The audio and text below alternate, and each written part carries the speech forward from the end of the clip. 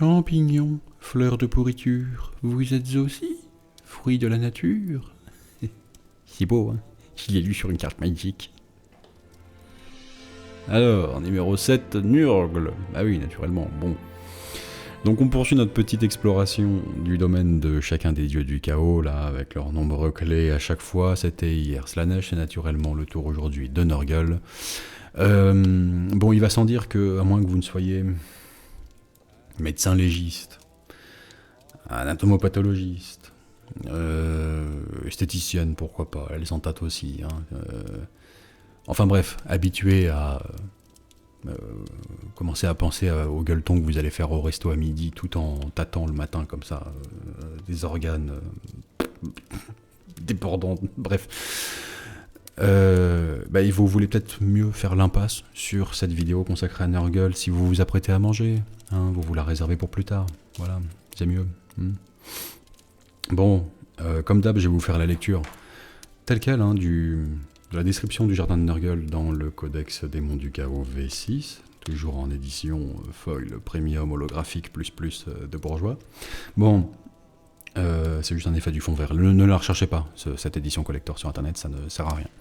Donc, on va le lire tel quel, puis revenir ensuite voir ce qu'on peut en tirer en termes de possibilités de modélisme, de création de tables, de règles narratives, que sais-je, enfin bref, essayer de déceler à chaque fois tout l'or caché dans le lore. Allez, c'est parti. Allons-y. Moi j'ai mes 2 doses, allons-y quoi. J'ai envie de dire aux Français, allons-y quoi. Ouais.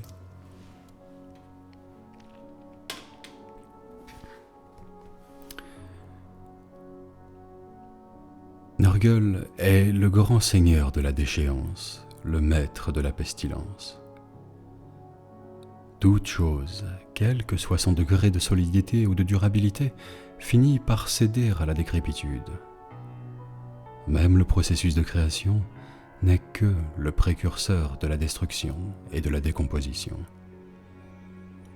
Le bastion d'aujourd'hui est la ruine de demain, la jeune fille du matin est la vieille mégère du soir, et l'espoir n'est que la graine du regret. Le jardin de Nurgle. Le domaine de Nurgle est un Éden macabre, une jungle quasi infinie de mort et de pestilence. Entretenu par le seigneur de la déchéance, ce royaume malsain est le lieu de naissance de toute maladie imaginable. Des rameaux difformes et moisis se mêlent aux lierres pour recouvrir le sol sous des frondaisons bourdonnantes. Des champignons variés, du plus humble au plus spectaculaire, parsèment les sous-bois et crachent mollement dans l'air des nuages de spores étouffants.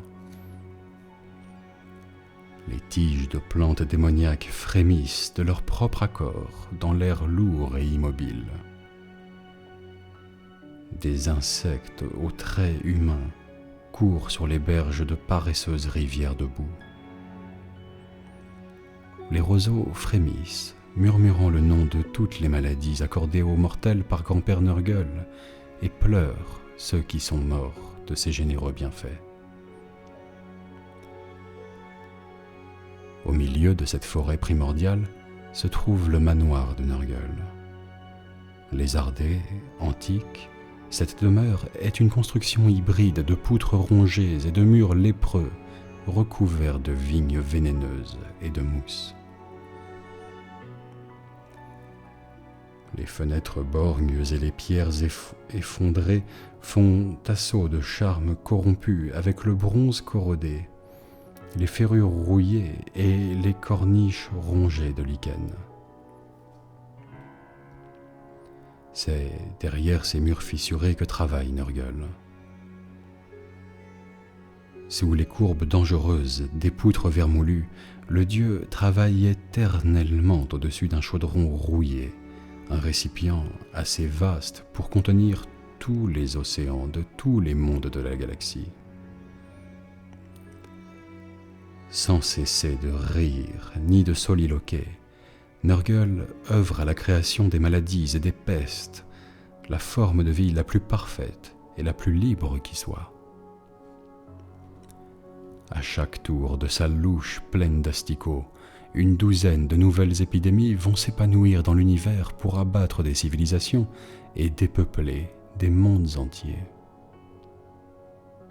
De temps à autre, Nurgle cesse de remuer le contenu du chaudron et, d'un bras aux griffes crasseuses, porte une poignée de la mixture à sa bouche caverneuse pour enfin savourer le fruit de son dur labeur.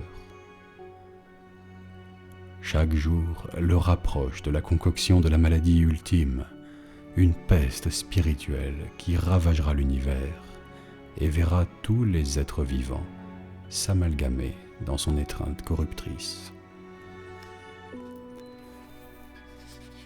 Dominé de très haut par son maître, une nuée de porte-peste s'affaire à ses pieds. Tous chantent bruyamment pour tenir le compte des maladies créées, des Nurglings engendrés, des âmes prises dans les présents putrides du Seigneur de la Déchéance. Ce vrombissement couvre sans peine les grincements du plancher et les gargouillis du chaudron, si monotone que l'entendre est une invitation à la folie. Lorsque les maladies de Nurgle se répandent à travers le monde des mortels, crânes et crasses fleurissent dans son jardin et empiètent sur les domaines des autres dieux. La guerre s'ensuit lorsque ces derniers tentent de repousser l'invasion et que les porte-pestes prennent les armes pour défendre le jardin putride.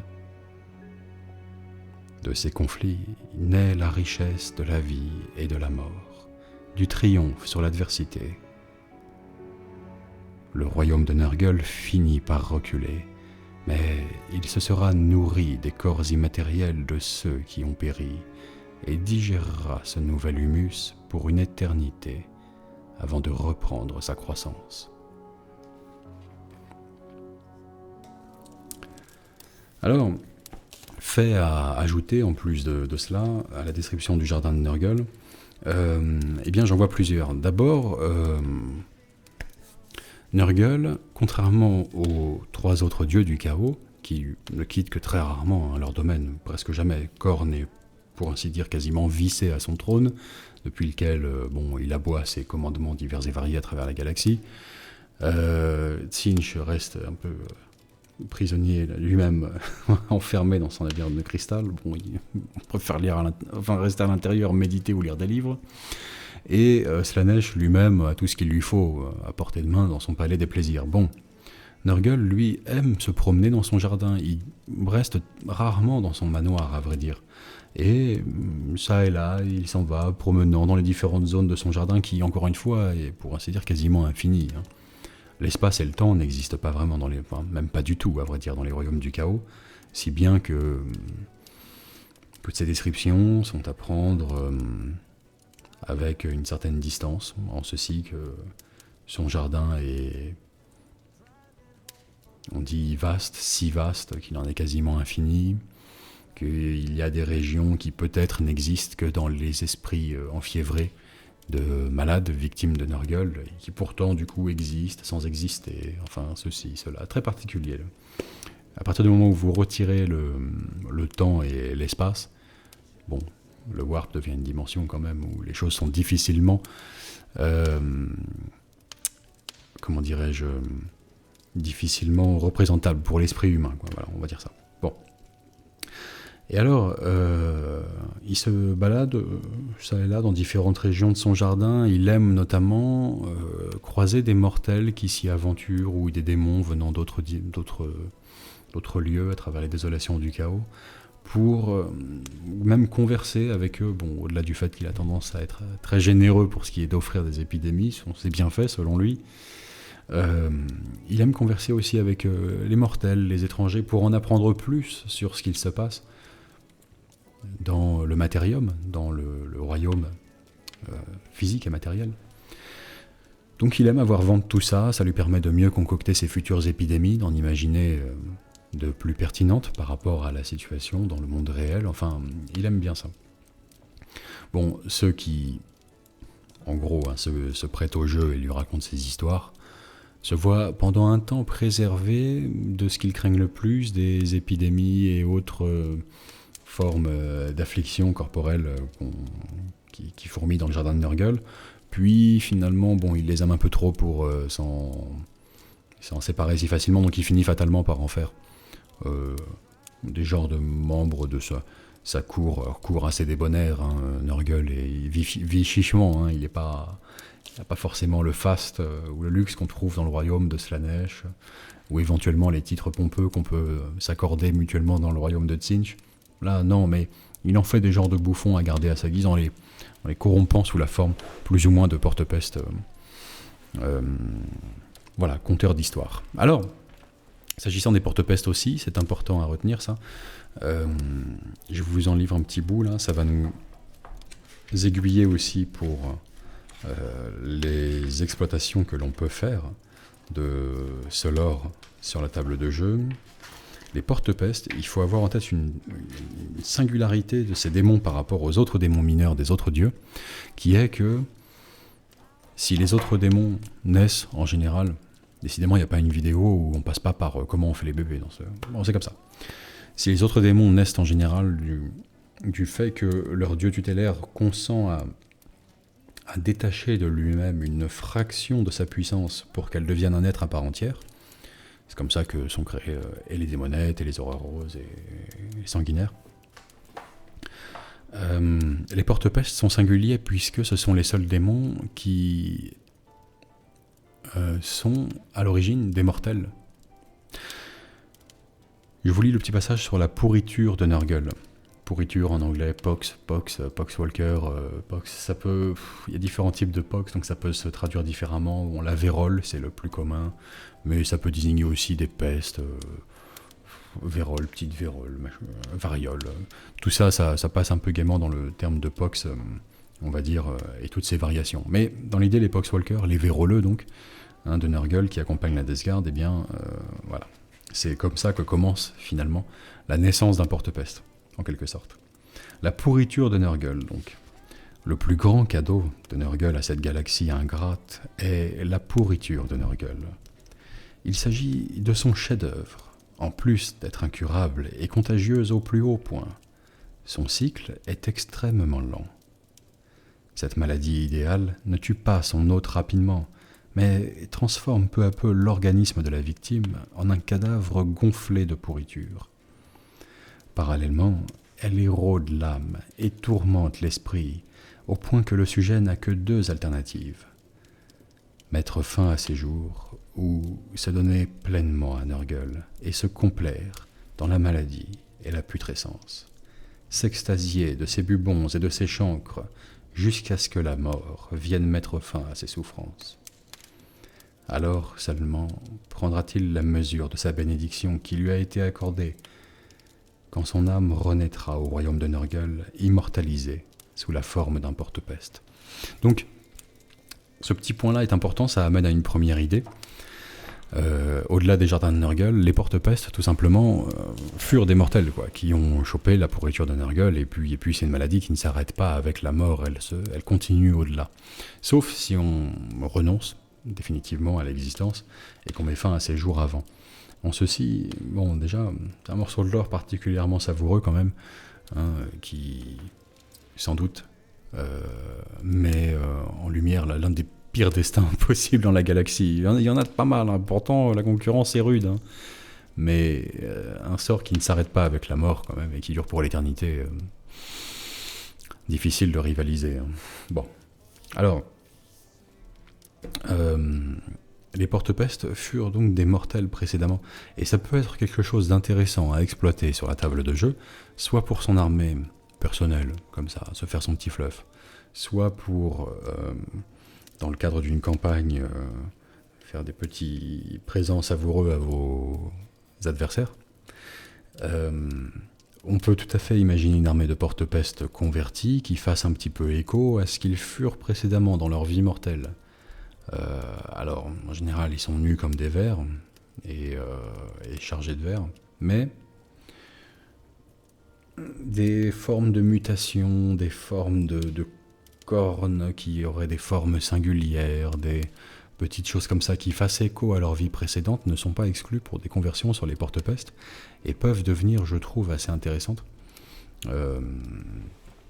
Dès lors que, bon, soit pour faire son armée de son côté évidemment, mais aussi faire des petites attentions particulières pour vos adversaires. Par exemple, représenter sous une forme ou une autre une escouade perdue dans une partie précédente, ce genre de choses. Notamment si vous jouez, et là on va y venir, dans les royaumes du chaos, directement dans le jardin de Nurgle. Bon, le jardin de Nurgle, alors niveau table, c'est vrai qu'on change de rayon par rapport à la vidéo d'hier sur Slaanesh. Là en revanche, il y a un côté très très permissif qui peut être appréciable, parce que c'est moins exigeant au niveau de la qualité des décors. Encore que, on y viendra. Mais, dans le truc de base, Nurgle, il peut suffire de faire une table absolument dégueulasse et c'est permissif, on va dire. Un petit peu comme la Death Guard, d'ailleurs. Ce qui est moins vrai que les figurines récentes, qui sont quand même assez détaillées. Mais ce qui reste quand même vrai, un petit peu, dans une large mesure. C'est plus permissif en termes de peinture, ce genre d'armée, que d'essayer de faire Lost étincelante de... votre prince démon de Slaanesh, voilà, où, la présentation compte définitivement, le style, enfin, espèce de perma fashion week comme ça du prince du chaos. Bon, c'est plus exigeant en termes de modélisme. Là, on va pouvoir, on a plus de marge, on va dire, on a plus de marge, il y a plus de tolérance naturellement. Donc, pour représenter une des tables du jardin de Nurgle, ou même tout simplement sa corruption sur une table dans un royaume mortel ou dans le matérium, c'est plus permissif. Et je dirais qu'il y a deux angles, enfin deux approches. Soit on se contente de faire le truc le plus dégueulasse possible.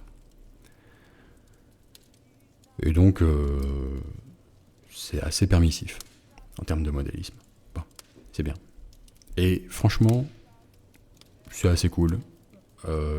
Votre table, du moment qu'elle génère, qu'elle suscite une émotion quand on la voit, et que cette émotion n'est pas l'exaspération, genre, oh putain, ce hobby fait pitié, bordel. Pourquoi des décors qui sont aussi tristes, enfin bref. Du moment que c'est une autre émotion que celle-ci, vous êtes gagnant. Donc si cette émotion est le dégoût, si c'est ce genre de choses, c'est aussi très bien.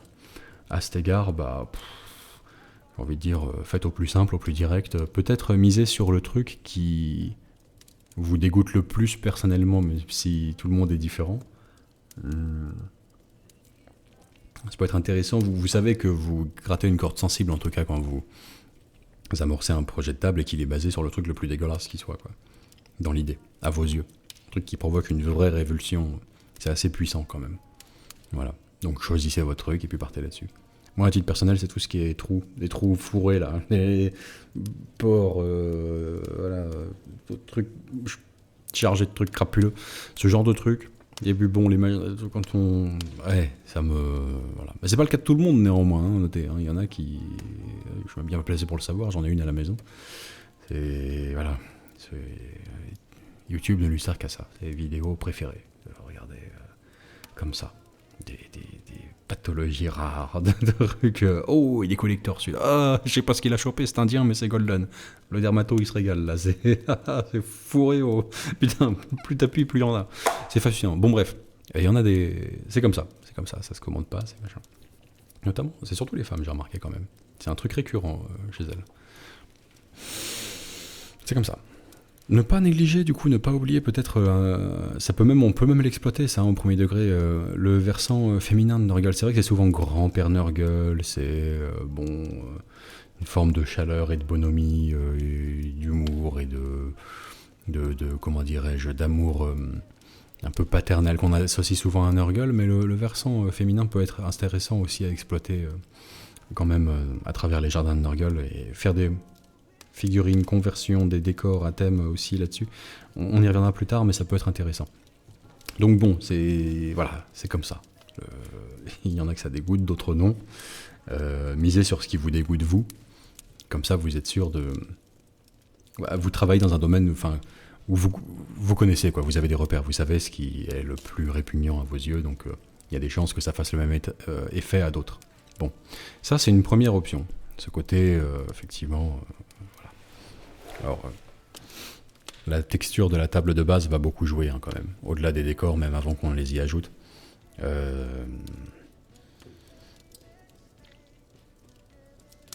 Si vous partez sur, si vous misez sur le dégoût et que vous partez sur une base de tapis, un game mat genre naturel pour le jardin de Nurgle, vous mettez pas toutes les chances de votre côté. Ça peut se faire, c'est exploitable, hein, vous misez sur des bosquets visqueux, des lacs de pu, des trucs comme ça après plus tard à mettre sur la table, mais c'est pas fou, on va dire. Le tapis naturel à la base, la pelouse quoi, la pelouse. On peut faire mieux. Vous pouvez imaginer une espèce de sol qui est en fait une gigantesque peau distendue avec les pores grandes ouvertes. Et... Enfin, il y a des choses à faire, il y a des choses à faire. Il y a des choses à faire avec d'autres matières, éventuellement que le game mat. Il y a des trucs très intéressants à exploiter. Après, avant d'amorcer la deuxième option, je vais faire un petit détour par un truc que j'ai oublié tout à l'heure. Autre fait intéressant sur le jardin de Nurgle, Isha, la déesse de la fertilité, de la régénération, de la vie, Eldar, serait prisonnière de son royaume, à Grand-Père Nurgle. Même, à dire captive dans son manoir. Bon alors, qu'est-ce qu'il ferait le Père Nurgle avec ça? D'abord, il en est passablement amoureux, gentiment. Et puis, la raison principale, le coup de foudre, est que étant elle-même une déesse du panthéon Eldar et radicalement opposée à lui, ses capacités de régénération à Isha sont infinies. De sorte que elle finit par se remettre de tout. Même les maladies très spécifiques et surnaturelles concoctées personnellement pour elle par un dieu. C'est pour ça que Nurgle l'adore, c'est parce qu'il peut lui servir tous les matins une nouvelle potion de ça, une petite décoction de son cru qui va engendrer une maladie dont il pourra constater sur elle les effets avant qu'elle ne finisse par se régénérer et de toute façon être fraîche comme un gardon le lendemain matin. Donc partant pour essayer un autre truc. C'est le cobaye parfait en fait, c'est le sujet test parfait. Il se dit ah ouais ça fait ça, c'est pas mal. C'est parti, je lance la production, j'en fais une petite caisse et je l'envoie au mortel. Les effets lui ont plu, en somme. Donc, il peut tester sans cesse les petits effets de cette maladie, enfin de ces maladies, de ces créations, sur elle, parce que c'est toujours sujet test parfait. Elle se remet parfaitement, donc il peut recommencer sans cesse. Et ça fait quelques millénaires que ça dure, hein, donc quand même, bon, elle est captive, elle a morflé. Mais ça, c'est une légende Eldar. Alors les Eldar tiennent leur légende pour vraie. Le degré de véracité réelle et l'existence de leur dieu, et ce mythe là en particulier. Ça, c'est à voir. Si vous jouez Eldar, faut le prendre au premier degré par contre. Vous n'avez pas trop le choix. Les Eldar, il n'y a pas de distanciation spécialement par rapport à ça. Leur dieu, ils y croient, c'est du concret quoi. Donc, il y a d'ailleurs des prophètes du vaisseau monde Luganat qui ont été envoyés pour essayer de la sauver, Isha captive.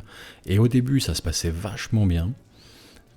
Leur expédition était, se préparait à être couronnée de succès parce qu'ils se projetaient sous une forme un petit peu astrale, un petit peu éthérique, un petit peu fantomatique, grâce à leur casque fantôme, dans le jardin de Nurgle. Si bien que, contrairement à d'autres mortels qui poseraient les pieds et qui direct chopent la gigachetouille dès le début, instantanément, comme cadeau de bienvenue, là, eux, non, ils n'étaient pas affectés par les maladies. Donc, ils fendaient et les buissons et les forêts comme ça, sous leur forme immatérielle, ils passaient à travers tranquille. Jusqu'à ce qu'il y ait des mouches un petit peu paniquées qui viennent bourdonner aux oreilles de Nurgle, donner l'alarme en quelque sorte, les petites mouches. Et donc Nurgle a envoyé ses légions innombrables de porte-peste pour aller retenir ces voyageurs qui n'étaient pas invités. Et là s'ensuit une bataille épique. Tout simplement un jeu d'attrition où pendant, je crois que c'est décrit comme des semaines dans le lore, des semaines, même si le temps est très relatif dans le warp, mais pour les Eldar dans le monde réel, ils le ressentaient ainsi en projetant leur esprit dans ce jardin. Pendant des semaines, les prophètes vont dos à dos en mode dernier carré exterminer vague après vague des des centaines et des centaines de porte-peste grâce à leur pouvoir psychique.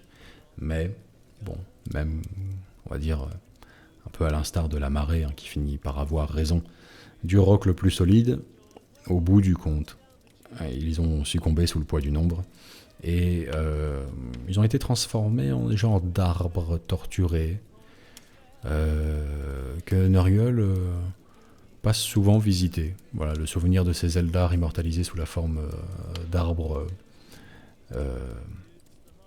comme ça vermoulu, ça lui plaît. Voilà, c'est un souvenir, c'est un beau petit souvenir. Bon, alors après, deuxième option concernant, concernant le projet de décor de table Nurgle. Alors celle-ci est un peu plus chiadée, c'est un peu moins permissif, c'est un peu plus poussé, mais bon, même si j'ai tendance à penser que le mieux est l'ennemi du bien, et que donc il faut pas hésiter à viser simple, malgré tout, dans le saut Hobbit passionné, il y a aussi des fois où il faut mettre la barre haut pour que ça puisse motiver justement et trouver une résonance chez quelqu'un et lui donner envie de le faire. L'autre aspect, c'est celui que j'appellerais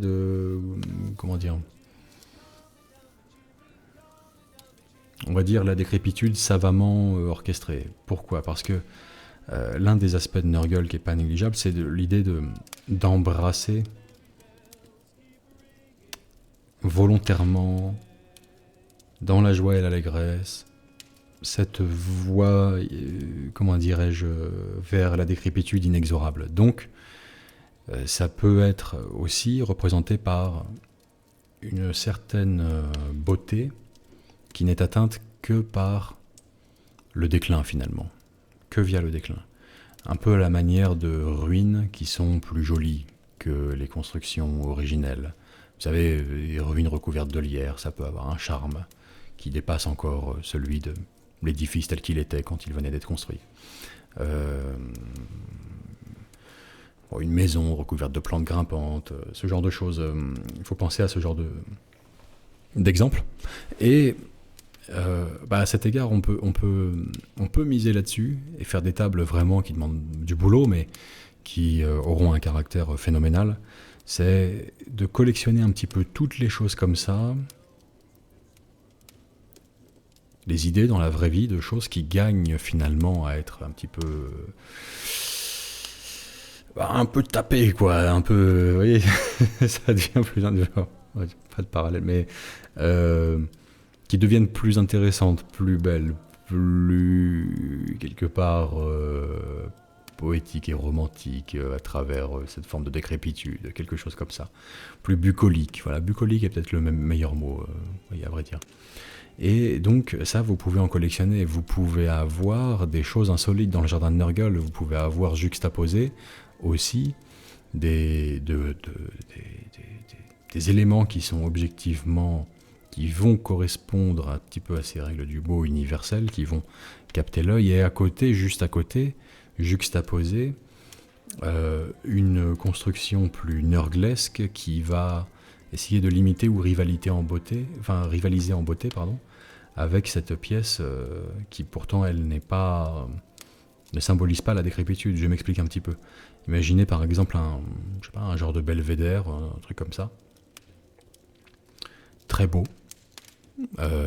magnifique, bon, et puis et rester quasiment intact, pourquoi pas dans le jardin de Nurgle, et juste à côté, les petites troupes de Nurglings qui s'affairent à le reproduire avec des matières beaucoup plus organiques, beaucoup plus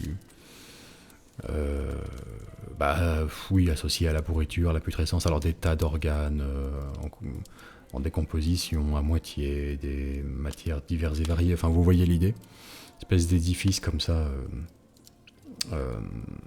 mais qui rivaliserait un petit peu à sa manière avec les formes, avec l'harmonie de la pièce originale, ce genre de choses. Il faut pas non plus négliger le fait de miser sur le végétal. Alors là, ça c'est capital, encore plus pour le jardin de Nurgle que pour les autres dieux, mais je crois que la gamme Sylvaneth pour Age of Sigmar est celle qui recèle le plus de pièces hyper précieuses pour représenter les domaines de chacun des dieux du chaos. C'est vrai pour Tzeentch, c'est vrai pour Slaanesh, c'est vrai pour Nurgle. Plus vrai pour Nurgle que pour les autres encore.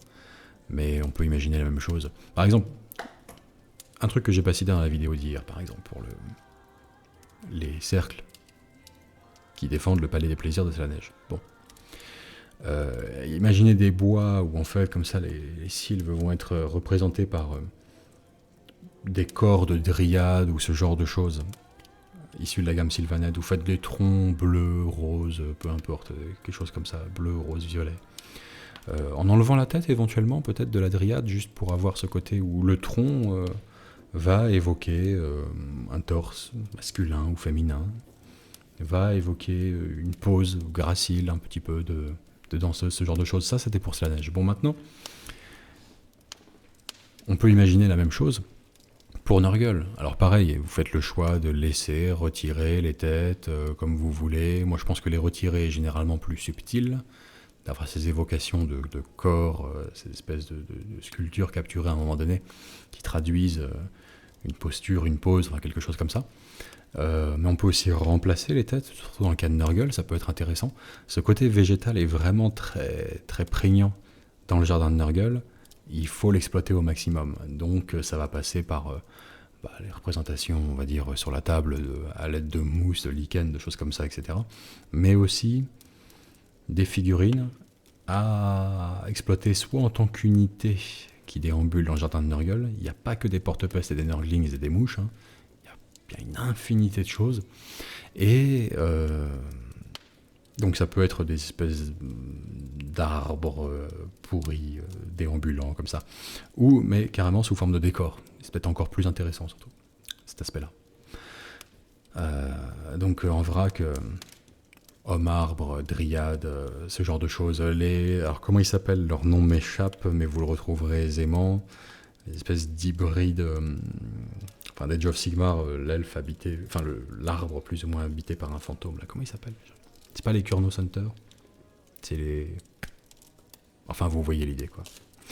Il y a des choses intéressantes à faire dès que vous changez la tête, ça donne un autre ton, une autre allure, quoi. Et donc, ça peut être intéressant. Autre petite chose à faire toujours dans ce thème du jardin de Nurgle, ne pas hésiter à le représenter d'une manière un petit peu en dehors des sentiers battus, avec toute la variété d'évocations du thème central de Nurgle qui sont imaginables et possibles. Par exemple, au milieu de toute cette décrépitude, de toute cette maladie, etc., vous pouvez avoir, au milieu de tout ça, des genres de figures allégoriques qui sont toujours 100% dans le thème de Nurgle, mais dénotent avec le reste. Je pensais par exemple qu'il pourrait être intéressant d'avoir, à un moment donné, de faire croiser à vos joueurs une figure, un personnage, une figurine unique, par exemple au milieu d'un lac, un lac de bile ou de pu, enfin peu importe. Une figure qui se présente sous un visage, sous un air plutôt beau ou juvénile ou que sais-je, enfin inaltéré en tout cas. Par exemple, qui va faire soit enfant, soit jeune homme de confiance, quoi, soit allié inattendu, soit demoiselle en détresse, enfin un truc comme ça, qui se présente sous ce jour-là, vêtu de haillons ou de choses comme ça, avec un visage qui dénote avec le reste des comment on appelle ça, enfin des habitués du jardin de Nurgle, quoi, des démons sur place. Mais si les joueurs ont l'idée de s'en approcher, ou l'idée de je sais pas quoi, ou de répondre aux sollicitations, etc., cette même espèce de créature, qui semble encore une fois soit amicale, soit en détresse, soit peu importe, hein, peut se retourner et laisser découvrir un autre visage à l'arrière de la tête, par un jeu de double capuche qui va des deux côtés, ou ce genre de choses, enfin classique, quoi. Un autre visage qui est sa version vieille, croulante. Ça peut être intéressant. Ça peut être intéressant. Un enfant, une jeune demoiselle en détresse, n'importe quoi, une belle jardinière au milieu de tout ça, qui est peut-être même au milieu de son jardin fleuri, qui lui est beau, ce genre de choses. Et puis, vous approchez et hop, vraiment, euh, pire tronche minérale de vieux que vous puissiez imaginer. Aveugle, les yeux bleus, comme pas possible, enfin bref, les cheveux tombants à peine, voilà, avec le crâne dégarni, qui éclate de rire, quoi. Qui éclate de rire. Une espèce de piège, quoi, de tricks, on va dire, pour vos joueurs. Ça peut être intéressant. C'est qu'une idée parmi tant d'autres, mais qui vient bien s'insérer, je trouve, dans le thème du jardin de Nurgle, où encore une fois, ben, lui, dans son esprit, il est généreux, il est, il est bon. C'est juste, c'est l'espèce de grand-père sarcastique de Dame Nature qui est un peu cynique, un peu désabusé, mais rigolard et chaleureux malgré tout, et qui a la main sur un peu toute la face sombre de la nature, qui est celle de la décomposition, le retour à la terre, le recyclage, la renaissance, ou la manière de perdurer à travers la décrépitude, finalement, et qui est tout un thème vaste et intéressant, en fait, plus que les simples clichés comme ça de surface sur Nurgle. Donc vraiment, le potentiel est infini. Le potentiel est infini. Il y a aussi d'autres possibilités visuelles que je voulais vous suggérer, d'autres thèmes sur lesquels partir. Mais ce côté-là, où quelque part dans la nature, rien ne se perd, rien ne se crée, tout se transforme. Quoi qu'il arrive, tout finit par venir réalimenter les sols et recréer autre chose, d'une manière ou d'une autre. Voilà. Ce genre de processus. Accepter cette partie-là et l'embrasser pleinement, bah, c'est ça un petit peu c'est ce qui fait Nurgle, quoi. Bon, donc je laisse à votre imagination le soin de trouver des interprétations possibles de ce truc-là. Loin des clichés aussi, mais c'est pas déconnant, vous pouvez faire plusieurs thèmes si vous faites une petite campagne dans les jardins de Nurgle ou ce genre de choses. Vous pouvez faire plusieurs thèmes différents parce qu'il y a différentes parties dans son jardin. À ne pas négliger non plus forcément l'aspect un petit peu féerique que peuvent dégager certaines parties du jardin. Alors, féerique, on s'entend, il faut toujours que ça reste Nurgle et qu'il y ait des choses... voilà, que ce soit pas non plus le bosquet enchanté, avec des choses magnifiques partout, mais vous voyez, là, c'est pas sans avoir un petit côté un petit peu enchanteur quand même à travers tout ça. Les Nurglings qui sont heureux de gambader, ils sont chiens, bon, ils ont les organes putrescents qui sortent du corps, hein, tout ça. À côté, là, ça, on sait pas très bien. Je pense que je m'aventurerai pas à le toucher. Ce qu'il y a là-dedans, là, au fond, là, une espèce de bouche dans l'arbre, dans la souche de l'arbre, ou ce genre de choses. Bref. Mais vous pouvez avoir quand même, malgré tout, un côté bucolique, un côté enchanteur, même si l'horreur est partout. Ça fait partie de Nurgle, ça, vraiment, cet aspect-là. Donc c'est pas à négliger. C'est pas à négliger. Là aussi, alors j'en ai pris qu'une seule, c'est vrai que j'aurais dû en mettre plusieurs de côté, mais côté Age of Sigmar, vous allez trouver des illustrations. Je sais pas qui est l'artiste qui fait ça, mais c'est sympa comme tout. Il en a fait un paquet, notamment pour représenter les royaumes mortels ou les désolations du chaos. Et c'est vachement sympa. Un petit aspect... toutes ces illustrations, là, comme ça, fourmilles de trucs. On dirait du Jérôme Bosch hors saison, en fait. Quand il y a moins de monde, un petit peu. Quand c'est un peu plus désert. Et en fait, ça fourmille de petits trucs, de petites idées. Là, vous avez... celle-ci est même pas forcément la mieux, en plus, mais malgré tout, il y a un côté cartographie qui est pas désagréable. C'est-à-dire que vous avez des idées de tables et de lieux singuliers à foison dans une seule illustration. Vous voyez ? Vous pouvez imaginer quasiment une cité, une tour, quelque chose, un marché itinérant à dos d'espèces de rampants escargots bizarres, là, ce genre de choses. Voilà. Pareil, alors qu'est-ce qui va être votre ami là-dedans ? Les insectes, notamment ceux qui ont un régime cadavérique, mouches, machin. Les asticots, les champignons également, ça va faire partie du champ, je ne vais pas dire lexical, mais visuel, on va dire un petit peu de Nurgle. asticot, mouche, champignons, on a dit. Quoi d'autre? Les rampants de manière générale, même si c'est pas directement lié en fait à une quelconque forme de comment dirais-je, de recyclage naturel, hein, on va dire. Les escargots ont rien à voir là-dedans, mais ils sont dégueulasses quand même, donc pourquoi pas. Il y a ce côté-là, bon allez, on les classe avec. Mais vous voyez, il y a plein de choses à imaginer, rivières d'entrailles, ce genre de choses, des espèces de geysers buboniques.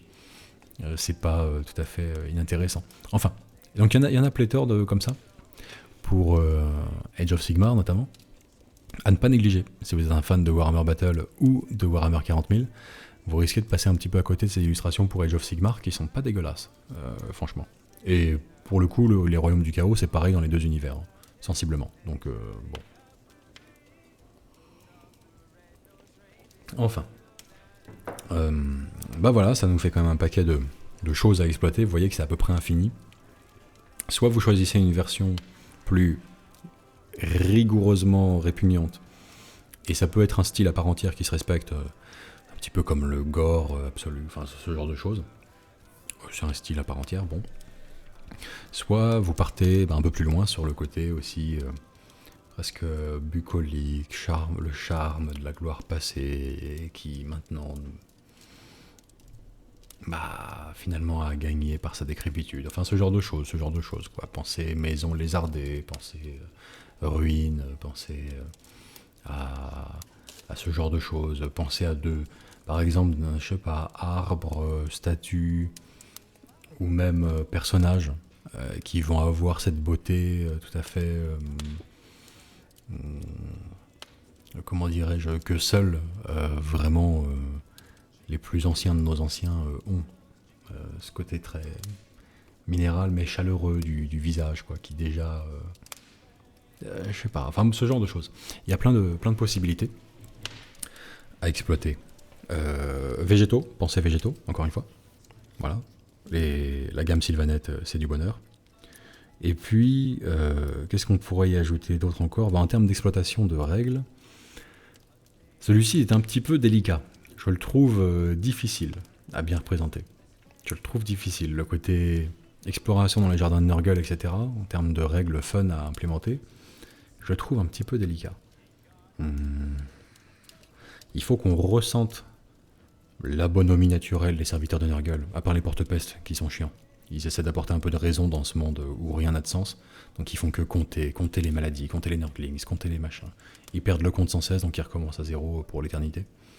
Mais les porte-pestes sont plutôt maussades, pas aimables et chiants.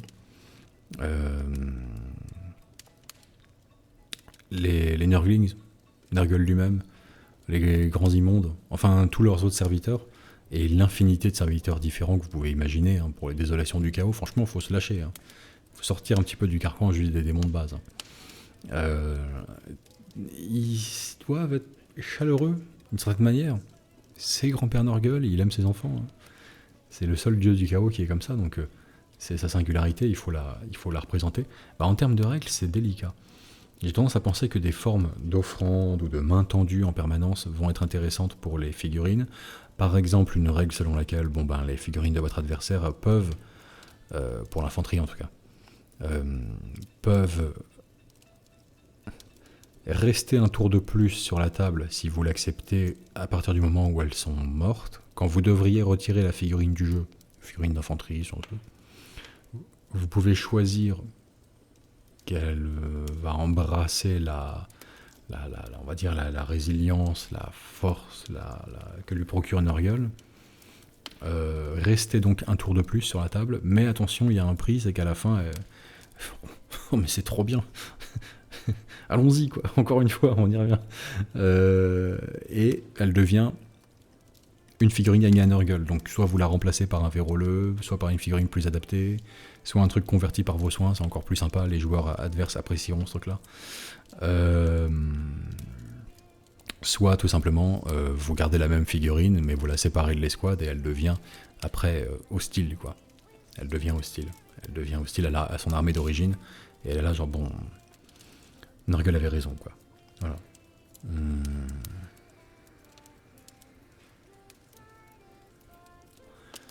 Ouais. Bon, je crois que ce sera tout pour moi. Niveau du règle, je galère sur Nurgle. Il n'est pas évident à trouver. Sachez qu'il existe des D7, des dés à 7 faces, qui ont une forme très singulière, qu'on en trouve quasiment nulle part, que c'est très compliqué à se procurer. Alors virtuel, bien sûr, il y en a plein, hein, mais on va dire réel, physique. Une espèce de dés bizarre tordu où les chiffres sont dans les coins, enfin sur les arêtes. Si vous voulez jouer avec des effets qui se déclenchent que sur des 7.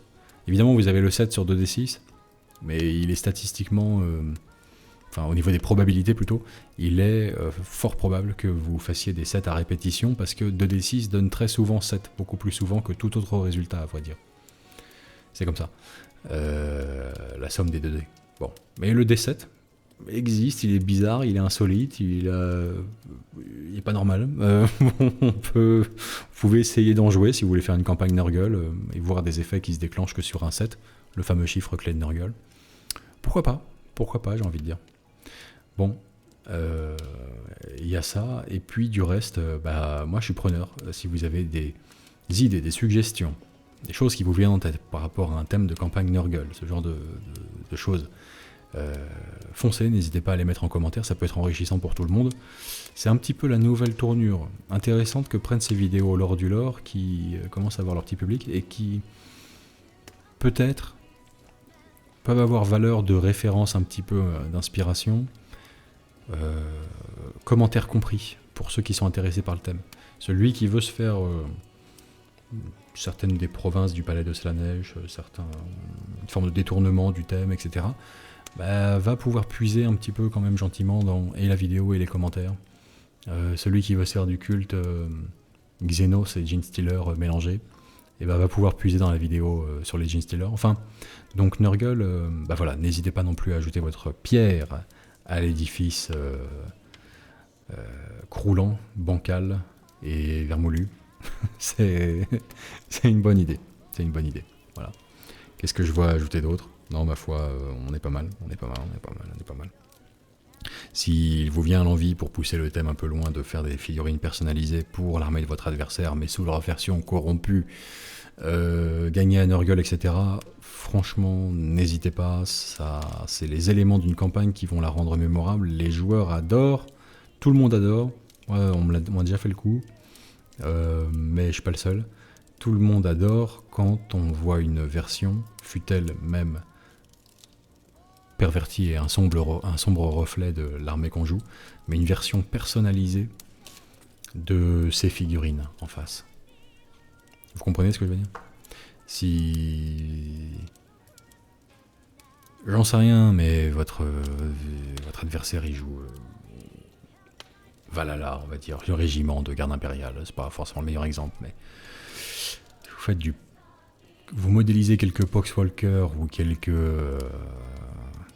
voire même porte-peste avec des évocations de ça en face, le Poxwalker auquel il reste la chapka, le Poxwalker, le véroleux auquel il reste le manteau long, ce genre de choses, ce genre de délire, les Death Corps corrompus, voilà, les Death Corps zombifiés, ou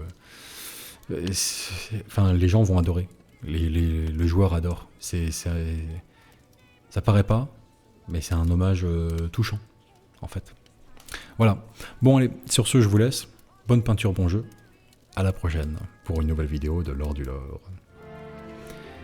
Et je rappelle que comme Grand-Père Nurgle, je me sens d'humeur généreuse en cette fin d'année, donc j'offre les Minetti au complet et leur transport à l'un de nos soutiens qui nous rejoindra avant le 24 décembre. Tipeee, sub Twitch, achat sur My Hobby Place, tout y passe.